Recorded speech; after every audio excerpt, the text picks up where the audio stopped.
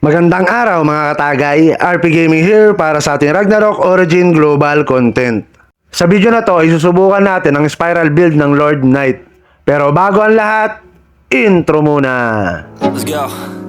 Yo, I'm like an addict, do I gotta have it. I ain't even playing, got a really bad habit. If it moves, gotta grab it, fuse like a magnet. Lose, won't have it till I'm doomed in a casket.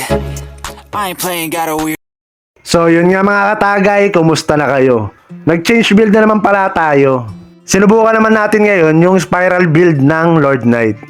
Para sa akin, okay na okay yung damage niya. Sanay naman kasi ako sa mahina talaga yung damage. 'Di ba? Naghahunt nga lang ako ng mga purple card. Magkakaiba naman kasi talaga tayo ng trip sa paglalaro. Tinatamad kasi ako pag puro monster lang yung binabanatan ko. Tapos magtatapos ka lang ng daily, araw-araw. Tapos kinabukasan, ganun uli yung gagawin mo. Tapos sa susunod na araw, ganun uli. So, yung routine mo, paikot-ikot lang. Kaya ako talaga nag-i-explore ako. Tapos nagbibuild talaga ako ng pang-PvP. Sinubukan ko rin pala yung damage ko dito sa Dark Frame para in case na gusto ko magpa-level. Kaso, hindi pa natin kayang one-hitin.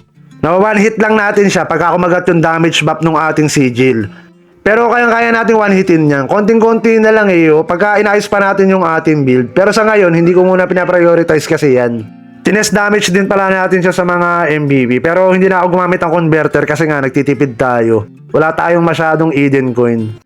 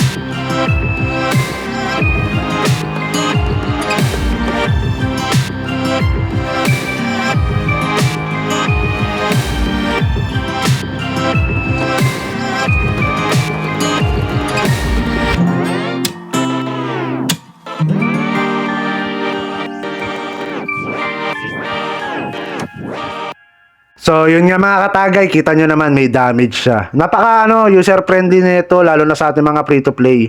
Napakadali niya kasing i-build. Hindi pa tayo nakapokus sa PvE niyan ha. Ang ginamit pala natin dito is Cyclone sa weapon, tapos naka-tier set tayo sa mga armor.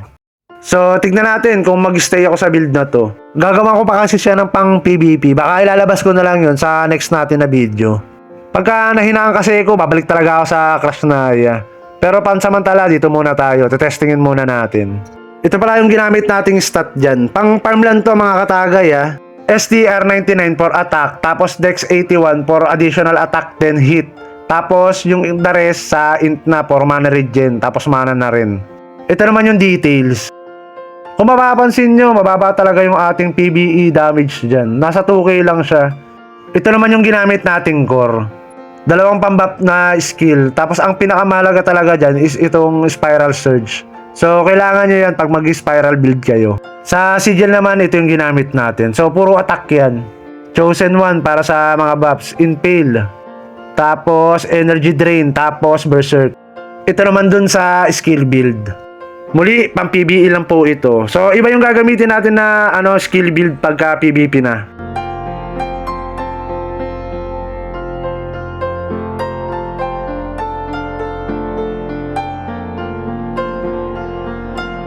Sa equipment naman ay ito. Hindi ko na pala tinanggal dyan yung mga Bogon card saka yung mga Kobold card. Kagaya nung sabi ko, hindi ko pa alam kung mag-stay ako sa build na to. Crit type naman talaga ako eh. Saka mapapagastos pa tayo pag pinalitan pa natin yan.